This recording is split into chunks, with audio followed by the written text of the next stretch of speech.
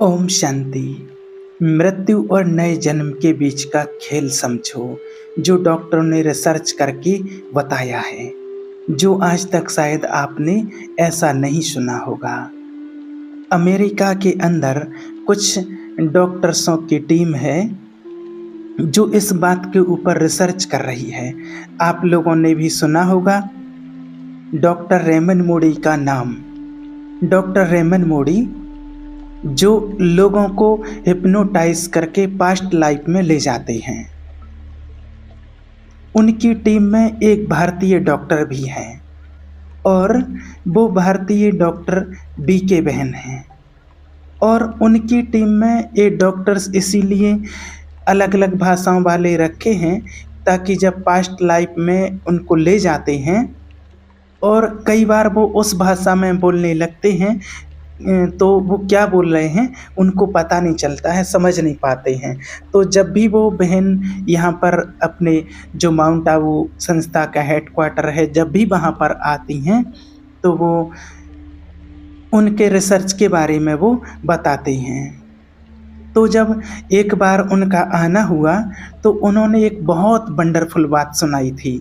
उन्होंने कहा कि जब उनको पास्ट लाइफ में ले गए तो अधिकतर जितने लोगों को भी वो लोग ले गए हैं तो उनसे एक सवाल बहुत कॉमन पूछा, और वो सवाल था कि जब आप शरीर छोड़ते हैं उसके बाद कहाँ जाते हैं। जब आप शरीर छोड़ देते हैं, आपकी मृत्यु हो जाती है, तो उसके बाद आप कहाँ पर जाते हैं? सीधा दूसरे शरीर में प्रवेश करते हैं या भगवान जैसी कोई चीज़ है और उसके पास जाते हैं और भगवान आपको फाइनलाइज करते हैं कि आपको इस घर में जन्म लेना है या इस घर में जाना है, किसके पास जाना है, कहाँ जाते हैं। तो जब उन्होंने ये सवाल पूछा तो मेजॉरिटी ने भी यही जवाब दिया कि शरीर छोड़ने के बाद हम एक लाइट की दुनिया में जाते हैं और वहाँ एक बहुत पावरफुल लाइट से मिलते हैं। बहुत पावरफुल लाइट है वो, शायद वही भगवान था। तो कहा कैसे पता चला आपको कि वही भगवान था? तो कहा क्योंकि वो भगवान इतना प्यार दे रहा था, इतना प्यार बरसा रहा था कि जैसे हम प्यार के फव्वारे में नहा रहे थे। इतना प्यार भगवान के सिवा कोई कर नहीं सकता है, इसीलिए वही भगवान था। बहुत डिवाइन लाइट थी, बहुत पावरफुल लाइट थी वो। कहा उसके बाद क्या उसने फाइनलाइज किया कि आपको कहाँ जाकर के जन्म लेना है? तो बोले नहीं, भगवान फाइनलाइज नहीं करता है।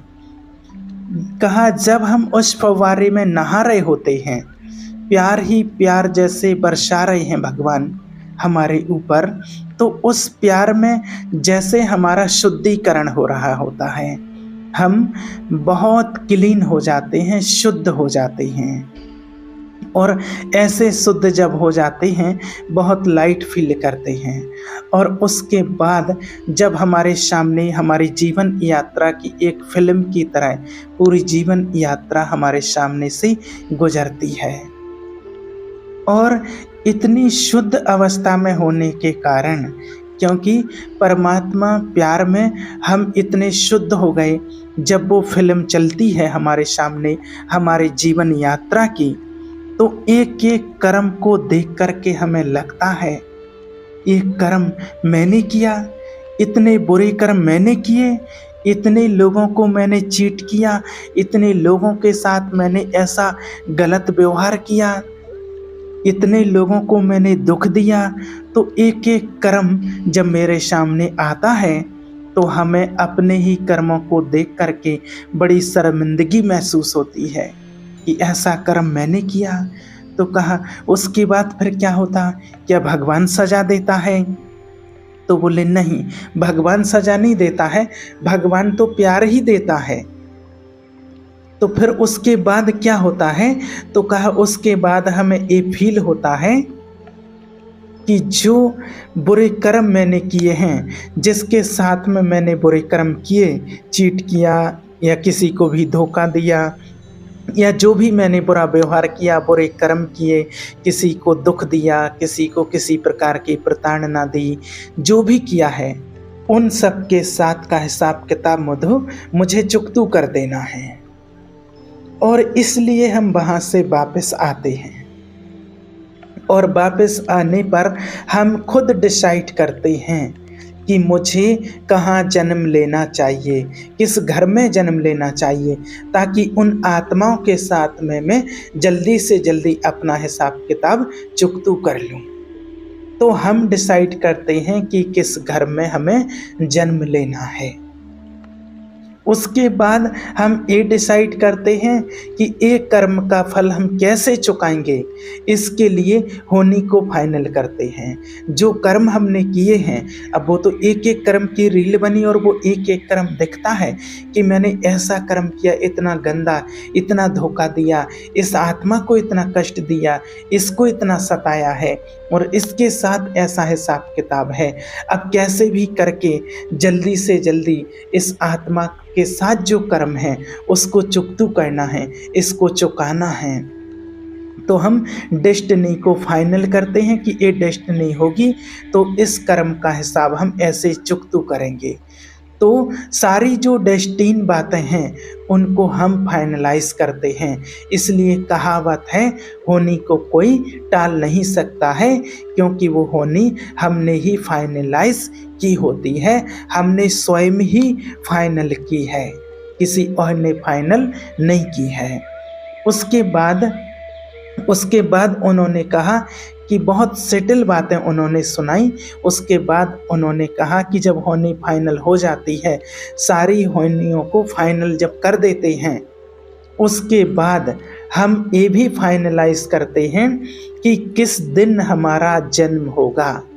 तो जन्म की तारीख को भी हम फाइनलाइज करते हैं और उसके बाद हम ये भी फाइनलाइज करते हैं कि ये हिसाब चुकाने के लिए हमें कितने साल चाहिए, कितना समय लगेगा इस हिसाब को हमें चुकाने के लिए।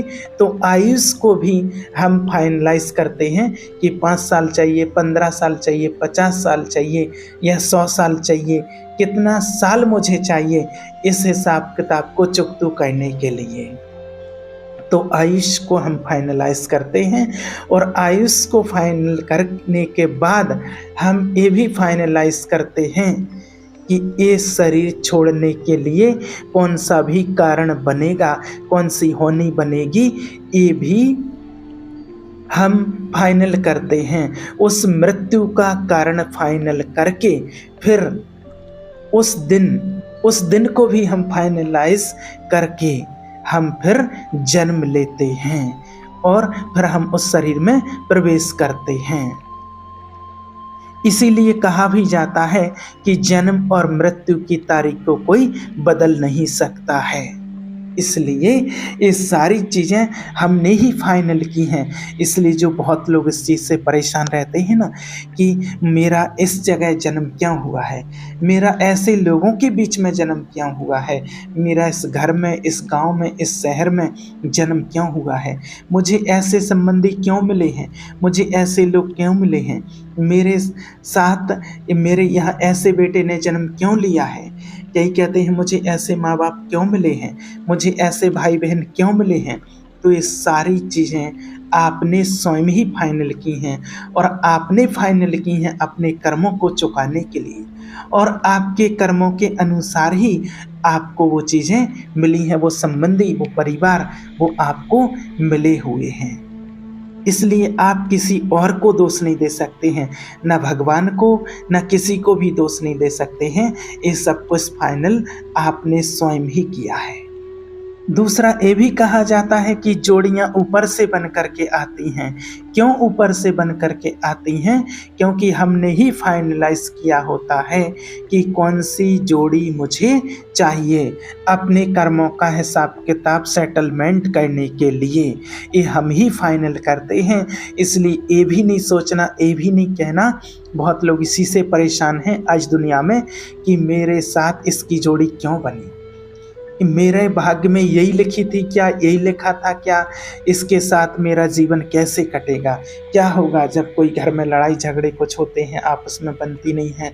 तो इस चीज़ से भी बहुत लोग परेशान रहते हैं कि मेरे साथ इसको क्यों लिखा गया है, मेरे साथ इसका संबंध क्यों बना, भगवान ने मेरी जोड़ी इससे क्यों बनवाई है, ये सब कुछ कहते हैं। लेकिन ये किसी ने नहीं, ये आपने ही फाइनल किया है अपने कर्म के अनुसार कि मुझे किससे मिलना है, कौन सी जोड़ी मेरे लिए अच्छी है, और ये आपने ही फाइनल किया है।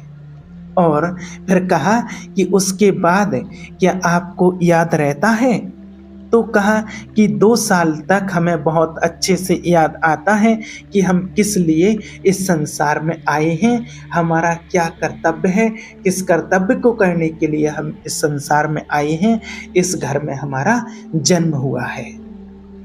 और उसके बाद जो जो व्यक्ति हमारे सामने आते हैं, हम उसी समय जिस जिसको हमने दुख दिया होता है उसके सामने हम मुस्कुरा करके उनको हम सुख देने का प्रयत्न करते हैं। इसलिए आपने देखा होगा कि बच्चा छोटा होता है, कोई उसको लेता है, उठाता है, अपनी गोदी में लेता है, तो उसके सामने मुस्कुराता है, क्योंकि उसको याद है कि मैंने इसको बहुत दुख दिया है, और अब वो मुस्कुरा करके आपको वो खुशी देना चाहता है, वो अपना हिसाब किताब वो बच्चा पूरा करना चाहता है। तो किसी किसी के सामने बच्चा बहुत ज़्यादा मुस्कुराता है, किसी किसी के सामने बहुत कम मुस्कुराता है।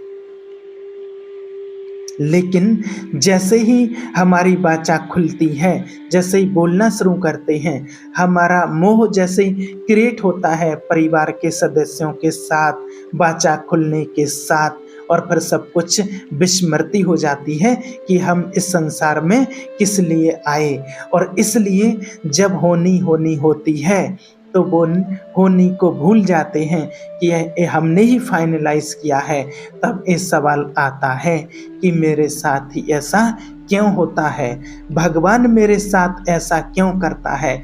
भगवान मेरे साथ कुछ नहीं करता है, हमने खुद फाइनलाइज किया है कि मेरे साथ क्या होना है और क्या क्या करना है। इसलिए भगवान को आज से दोष नहीं देना है, किसी इंसान को आज के बाद आपको दोष नहीं देना है कि मेरे साथ ऐसा क्यों कर रहा है, और मेरा जन्म ऐसे परिवार में ऐसी जगह यहाँ पर क्यों हुआ है, भगवान ने ऐसा क्यों किया है। न इसमें भगवान का दोष है, न किसी इंसान का दोष है, इसमें आपके ही कर्म हैं।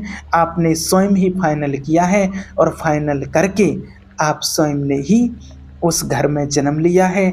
आपने स्वयं ही अपने कर्मों के अनुसार अपनी जोड़ी को बनाया है, उस जोड़ी को पसंद किया है कि कौन सा लड़का कौन सी लड़की पसंद है आपको, आपके कर्म के अनुसार, और उससे ही आपका संबंध बना है। इसलिए आज से इस चीज़ को बिल्कुल निश्चित रूप से अपने जीवन में एक्सेप्ट कर लें, स्वीकार कर लें, और अपने कर्म के अनुसार उन आत्माओं से मिले हैं, इसलिए अपना कर्म चुकतू कर रहे हैं, इसलिए खुशी खुशी से अपने हिसाब किताब को परमात्मा की याद से चुकतू करते रहना है, और नया कोई ऐसा कर्म अब हमें नहीं बनाना है।